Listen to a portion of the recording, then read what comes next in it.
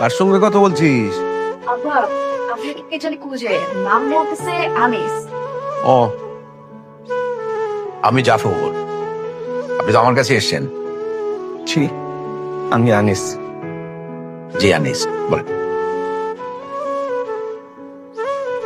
আমি মালিবাগ থাকি। বেশ বেশ বেশ, বলেন কি বিষয়? তা কি মালিবাগের রাজিয়া সুলতানের কথা মনে আছে? রাজিয়া? মানে কোন রাজিয়া? আপনি 26-27 বছর আগে মালিবাগ স্টাফ কোয়ার্টারে থাকতেন না, সেটা মনে পড়বে?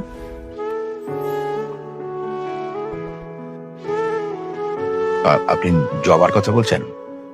জি, আমি আপনার ছেলে। হ্যাঁ?